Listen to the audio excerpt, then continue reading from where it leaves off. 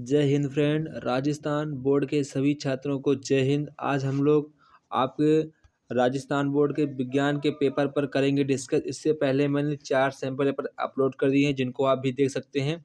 आप यहां पर केवल 7 सैंपल पेपर देख लीजिए, तो आपका यहां पर आपके विज्ञान नंबर आपको पूरे से पूरे लाने से कोई नहीं रोक सकता है। तो आप लोग पेपर को पूरा देखा करें और लाइक सब्सक्राइब शेयर अवश्य करें। तो यहाँ पर आज आपका जो पेपर है 2-2:30 बजे से, तो आज हम लोग इससे पहले आप लोगों को 3 सैंपल पेपर जल्द से जल्द आपको अपलोड कर देंगे, उनको भी आप लोग देख लीजिए, ताकि यहाँ पर आपको पेपर में कोई भी परेशानी दिक्कत ना हो। तो यहाँ पर सबसे पहले आप लोगों को पेपर में एमसीक्यू मिलेंगे। तो मैंने आपको बताया था कि आपको अपने पेपर में एमसीक्यू 101% सही करके आने हैं, ठीक है। ये आपको चैलेंज है कि आप सभी लोग पेपर देके इसके बाद कमेंट में अगर कमेंट करके बताएंगे कि मेरे एमसीक्यू कितने % सही गए हैं। तो आप लोग आज अवश्य रूप से बताएं। अगर आप लोगों को अपने पेपर की आंसर की चाहिए तो आप लोग मुझे अपना जो पेपर है इस नंबर पर भेज सकते हैं। यहाँ पर आप लोग पेपर से संबंधित आप कोई भी जानकारी हमें भेज सकते हैं, तो आप लोग इस नंबर पर भेज सकते हैं। इसके बाद यहाँ पर आप लोगों को पेपर में कोई भी क्वेश्चन यहाँ पर स्किप नहीं करना है, मतलब कि आप लोगों को छोड़ना नहीं है, पूरा पेपर करके आना है। तो यहाँ पर सबसे पहले आप लोगों को पेपर में एमसीक्यू देखने को मिलेंगे। तो यहाँ पर हमारा पहला एमसीक्यू है, निम्नलिखित में से रबी फसल का एग्जाम्पल है या रबी फसल है। तो यहाँ पर सबसे पहले आपको रबी फसल बतानी होगी। तो इससे पहले मैंने आपको बताया था कि यहाँ पर जो रबी फसल कौन सी है। तो रबी फसल हमारी फाइनली कौन कौन सी होती हैं। रबी फसल हमारी फाइनली गेहूँ होती है, आलू होती है, मटर होती है। कौन सी होती है? मटर। तो यहाँ पे क्या पूछा गया, रबी फसल कौन सी है, तो यहाँ पर क्या हो जाएगी, मटर।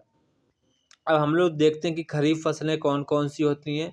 तो खरीफ फसलें हमारी चावल, कौन सी, चावल, ज्वार, मक्का, बाजरा। तो ये आपकी यहाँ पर खरीफ की फसलें होती हैं, तो आप इनको तैयार करके जाइए, ये आपकी परीक्षा में 101% आ सकती हैं। इसके बाद यहाँ पर क्वेश्चन नंबर 2 कह रहा है, विलुप्त जंतुओं प्रजातियों का निम्नलिखित में से उदाहरण है। तुम्हारा क्या हो जाएगा उदाहरण, यहाँ पर हमारा हो जाएगा डोडो पक्षी। क्या हो जाएगा? डोडो पक्षी, जो कि अब पूर्णतः भारत में से विलुप्त हो चुका है। अब यहाँ पर एक कभी कभार यहाँ पर कहीं कहीं बचा हुआ है, लेकिन अब पूर्णतः यहाँ पर विलुप्त जंतु प्रजातियों में से हो चुका है। इसके बाद यहाँ पर क्वेश्चन नंबर 3 कह रहा है, वस्तुओं में कार्य करने की क्षमता कहलाती है। तो क्या कहलाती है? शक्ति कहलाती है। इसके बाद यहाँ पर भारत द्वारा अंतरिक्ष में भेजे गए प्रथम कृत्रिम उपग्रह का नाम है। तो नाम क्या है? आर्यभट्ट। किसका नाम क्या है? उसका नाम क्या है? आर्यभट्ट। इसके बाद क्वेश्चन नंबर 5 कह रहा है, एक प्रकाश किरण विरल माध्यम से सघन माध्यम में प्रवेश करती है, इसका सही प्रकाशीय पथ क्या होगा? तो आप लोग जानते हैं, जब कोई किरण विरल माध्यम से सघन माध्यम में जाती है तो वह किरण सघन माध्यम में अभिलंब की ओर झुक जाती है। ये आप लोगों को नियम पता होगा। तो वह किरण सघन माध्यम में अभिलंब की ओर, ये अभिलंब आपका है, इसकी ओर यहाँ पर ये किरण देखो झुक गई है। यहाँ पर इसका हमारा सही डायग्राम कहाँ पर है? तो आप लोग देखेंगे सही डायग्राम हमारा यहाँ पर ऑप्शन नंबर ए वाला है। इसके बाद यहाँ पर क्वेश्चन नंबर 6 हमारा है, जननी सुरक्षा सेवाओं का टेलीफोन नंबर है। तो कितना हमारा टेलीफोन नंबर है? 108 है। 100 नंबर आप लोग जानते हैं किसका होता है, लेकिन अब वो चेंज हो गया था। इसके बाद यहाँ पर निम्नलिखित में सुमेलित कीजिए। तो यहाँ पर आपको मिलान करने, आपको ये छोटे छोटे क्वेश्चन 101% पूरे सही करके आने हैं। इसके बाद यहाँ पर कह रहा है, विखंडन किससे मिलाएंगे आप लोग?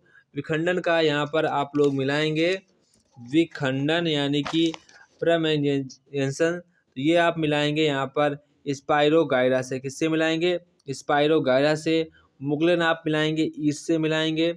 इसके बाद अनिषेक जन किससे मिलाएंगे? केला से मिलाएंगे। लैंगिक जन यहाँ पर आप लोग मिलाएंगे सरसों से। तो ये आपकी पूरी मैचिंग होगी, तो आप लोग उसका मैचिंग देख लीजिए। फाइनली आपको जितनी भी मैंने आपको फिल इन द ब्लैंक्स ये आपको मैंने जितनी मैचिंग करवाई है, जितने भी सैंपल पेपर यानी टोटल 7 सैंपल पेपर मैंने आपको करवा दिए हैं। तो यहाँ पर आप लोग उनको जाकर पूरा देख लीजिए, आपकी पूरी मैचिंग उसी से फँस जाएगी और आपके सारे MCQ भी 100% उसी से फँस जाएंगे। तो जितने मैंने क्वेश्चन कराए हैं सातों सेट में, आप सातों सेट तैयार कर लीजिए जाने से पहले, तो यहाँ पर आपको नंबर आने से कोई नहीं रोक सकता है। इसके बाद यहाँ पर कह रहा है क्वेश्चन नंबर 8 कह रहा है मानव हृदय का नामांकित चित्र बनाइए। तो मैंने कई सैंपल में बताया है कि आप लोग कान, आँख, हृदय इतने की संरचना तैयार करके ले जाइए, आपका इन्हीं में से फंस जाएगा। इसके बाद यहाँ पर हमारा क्वेश्चन नंबर 9 कह रहा है आप अपने दैनिक जीवन के परीक्षण के आधार पर किन्हीं दो वस्तुओं का उदाहरण दीजिए जिनमें स्थितिज ऊर्जा और गतिज ऊर्जा होती हो। तो यहाँ पर सबसे पहले देखेंगे स्थितिज ऊर्जा में हमारे कौन कौन से हैं। यहाँ पर स्थिर जल का लिखेंगे, स्थिर जल, चाबी से भरा हुआ खिलौना, 2 एग्जाम्पल हो गए। इसके बाद यहाँ पर लिख देंगे बहता हुआ जल, फिर लिख देंगे पवन चक्की। तो ये हमारी गतिज ऊर्जा के एग्जाम्पल हैं और ये हमारी स्थितिज ऊर्जा के एग्जाम्पल हैं। इसके बाद यहाँ पर आप लोग देखेंगे कृत्रिम उपग्रह से आप क्या समझते हैं, ये कितने प्रकार के होते हैं, नाम लिखिए। तो यहाँ पर आपको बताना है कृत्रिम उपग्रह कितने प्रकार के होते हैं, इनके आपको नाम, प्रकार और नाम लिखना है। तो यहाँ पर जो कृत्रिम उपग्रह होते हैं हमारे 3 प्रकार के होते हैं। कितने प्रकार के होते हैं, 3 प्रकार के होते हैं, जिनमें से हमारा पहला होता है भूस्थैतिक। क्या होता है, भूस्थैतिक उपग्रह। इसके बाद हमारा दूसरा होता है माध्यम पृथ्वी कक्षा उपग्रह। इसके बाद तीसरा होता है निम्न पृथ्वी कक्षा उपग्रह। तो ये आपके 3 प्रकार के उपग्रह होते हैं जिनको आपको ये क्वेश्चन को अच्छे प्रकार से तैयार कर लेना है। ये क्वेश्चन आपके बोर्ड परीक्षा के लिए काफ़ी इम्पोर्टेंट क्वेश्चन है। इसके बाद यहाँ पर हमारा क्वेश्चन नंबर 11 है। आपको यहाँ पर जितने क्वेश्चन मैं बताऊँगा उनको अगर आपको कोई भी क्वेश्चन नहीं आ रहा है तो आप उसको अभी फटाक से तैयार कर लीजिए। इसके बाद यहाँ पर कह रहा है चक्रवात से बचने के लिए जनता द्वारा किए जाने वाले 2 कार्य लिखिए। तो यहाँ पर सबसे पहले अगर चक्रवात आता है तो आप लोग ये सब गवर्नमेंट सरकार जो डैम बनाए जाते हैं, मतलब कि डैम उसे बोलते हैं जो ज़मीन के अंदर छोटे छोटे घर बनाए जाते हैं, उनकी सुविधा उपलब्ध होनी चाहिए। जैसे कि अमेरिका में उपलब्ध है, तो ऐसे भारत सरकार भी उपलब्ध करना चाहिए जहाँ पर अधिक चक्रवात आते हों। इसके बाद और भी कई उपाय हैं, तो उनके लिए आप लोग सरकार को प्रोवाइड करना चाहिए। तो इस क्वेश्चन को आप लोग अच्छे प्रकार से तैयार कर लीजिए। ये क्वेश्चन आपके लिए काफ़ी इंपॉर्टेंट क्वेश्चन है। यहाँ पर आपको जितने मैं क्वेश्चन बताऊँगा वो सभी 100% रियल एंड जेन्युइन हैं, तो आप लोग इनको अच्छे प्रकार से तैयार कर लीजिए। ये क्वेश्चन आपके बोर्ड परीक्षा के लिए 101% उपयोगी है। तो यहाँ पर इसके बाद हमारा क्वेश्चन नंबर 12 कह रहा है गर्मियों में समुद्र की ठंडी वायु थल की ओर क्यों बहती है। तो यहाँ पर कह रहा है गर्मियों में समुद्र की ठंडी वायु थल की ओर क्यों बढ़ती है। तो यहाँ पर जैसे कि ये हमारा थल है, ये हमारा यहाँ पर समुद्र है।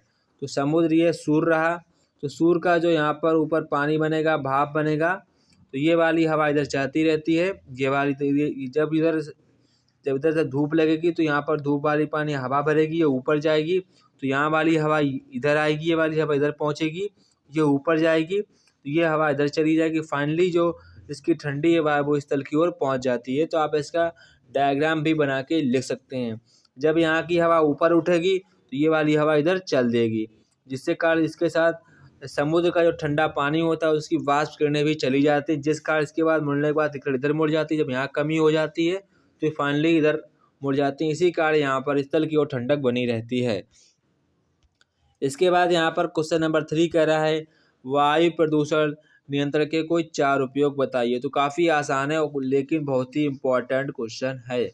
इसके बाद यहाँ पर सिंचाई से फसलों को होने वाले 3 लाभ बताइए। तो ये भी काफ़ी आसान क्वेश्चन है।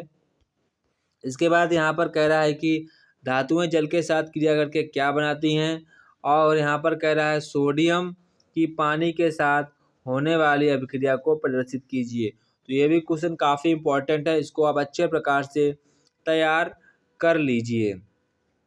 इसके बाद क्वेश्चन नंबर 16 कह रहा है थर्मोसेटिंग या ताप जड़ प्लास्टिक किसे कहते हैं, समझाइए। थर्मोसेटिंग प्लास्टिक के यहाँ पर आपको 2 एग्जाम्पल भी देने हैं, यानी कि 2 आपको यहाँ पर उपयोग भी लिखने हैं। तो आप इन क्वेश्चनों को सभी प्रकार से तैयार कर लीजिए। इसके बाद यहाँ पर क्वेश्चन नंबर 17 कह रहा है, कायिक जनन से आप क्या समझते हैं? कायिक जनन के कोई 4 लाभ लिखिए।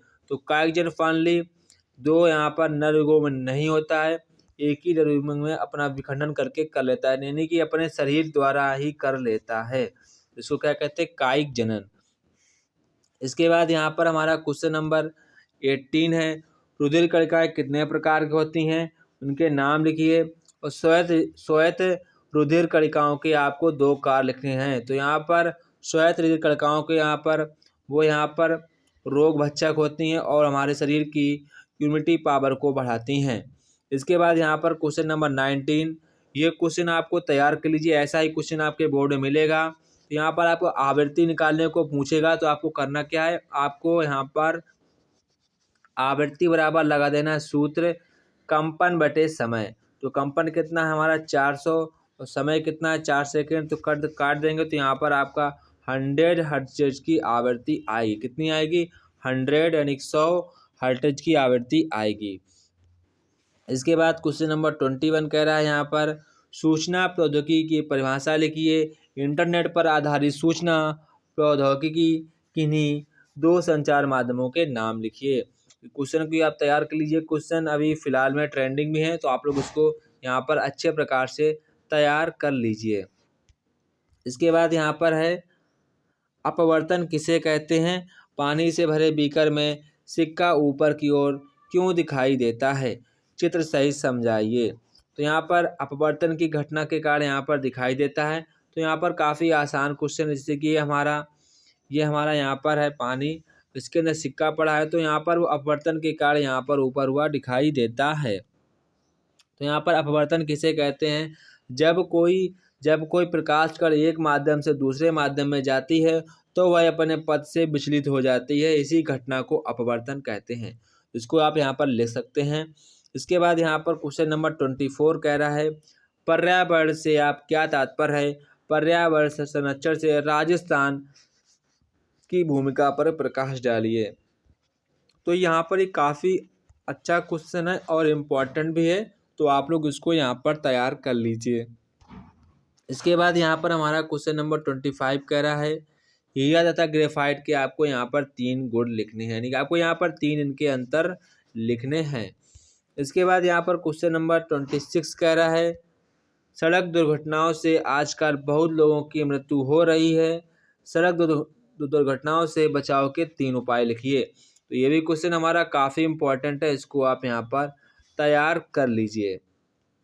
इसके बाद क्वेश्चन नंबर 27 है, वनोन्मूलन से क्या कारण है? वनोन्मूलन से होने वाले कोई 4 दुष्प्रभाव बताइए।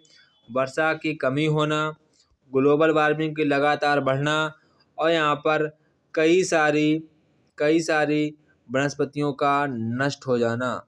और यहाँ पर और लिखेंगे आप लोग ऐसे लिख देंगे मृदा प्रदूषण में लगातार वृद्धि होना। तो आप यहाँ पर कई ऐसे रीजन लिख सकते हैं। इसके बाद क्वेश्चन नंबर 28 कर रहा है, रासायनिक अपक्रिया से आप क्या समझते हैं? ऑक्सीकरण अपक्रिया में अपचयन अपक्रिया में अंतर लिखिए। प्रत्येक अपक्रिया का एक एक उदाहरण भी लिखिए। ऑक्सीकरण अपक्रिया का नामांकित चित्र भी बनाइए। अथवा में दिया गया है, अगर आपको ऊपर वाला नहीं आता तो नीचे वाला कर सकते हैं। तो यहाँ पर कह रहा है, वियोजन या अपघटनीय अभिक्रिया क्या है? कैल्शियम कार्बोनेट्स को गर्म करने पर निकलने वाली गैस व चूने को प्रभाव से प्रभावित करने पर वह दूधिया क्यों हो जाता है, समझाइए। वियोजन का नामांकित चित्र भी बनाइए। तो ये दोनों क्वेश्चन काफ़ी इंपॉर्टेंट है, इनको भी आप तैयार कर लीजिए आपके बोर्ड परीक्षा के लिए 100% यहाँ पर। इसके बाद यहाँ पर क्वेश्चन नंबर 29 कह रहा है, एड्स का आपको यहाँ पर पूरा नाम लिखना है। तो यहाँ पर आपको एड्स का पूरा नाम लिखना है। तो यहाँ पर हमारा जो एड्स का जो नाम होता है, एक्वायर्ड क्या होता है? एक्वायर्ड आप लोग देख लीजिए, acquired immune deficiency syndrome. Last में क्या लिखेंगे? डिफिशियंसी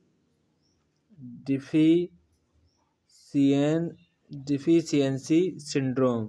सिंड्रोम यहाँ पर देख लीजिए, सिंड्रोम। तो ये आपका एड्स का फुल फॉर्म हो गया। इसके बाद यहाँ पर कह रहा है इस रोग के होने के 4 कारण लिखिए। HIV एड्स का वायरस का नामांकित चित्र भी बनाइए। अथवा में यहाँ पर कह रहा है स्वाइन फ्लू किसे कहते हैं। स्वाइन फ्लू की रोकथाम के लिए यहाँ पर 4 उपाय लिखिए। टीका वैक्सीन द्वारा रोकी जाने वाली बीमारियों के नाम लिखिए। अथवा में यहाँ पर वही इंग्लिश में वर्जन में है। इसके बाद क्वेश्चन नंबर 30 यहाँ पर कह रहा है विद्युत धारा के चुंबकीय प्रभाव को चित्र के द्वारा समझाइए। इस प्रभाव पर कार्य करने वाले 2 उपकरणों के नाम लिखिए। विद्युत घंटी का नामांकित चित्र बनाकर इसकी कार्य प्रणाली भी समझाइए। तो ये काफ़ी इंपॉर्टेंट क्वेश्चन, इनको आप तैयार कर लीजिए। अथवा में कह रहा है विद्युत धारा के रासायनिक प्रभाव को चित्र बनाकर समझाइए। इस प्रभाव के 2 उपयोग लिखिए। विद्युत लेपन विधि का नामांकित चित्र बनाइए। तो आपको इतने सभी क्वेश्चन तैयार कर लेने हैं।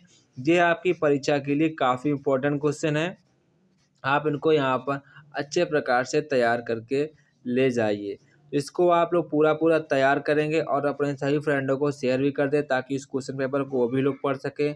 अगर आप हमारी वीडियो पर नए हैं तो वीडियो को लाइक, सब्सक्राइब, शेयर अवश्य कर दें। जय हिंद दोस्तों, फिर मिलते हैं अपने नेक्स्ट वीडियो में।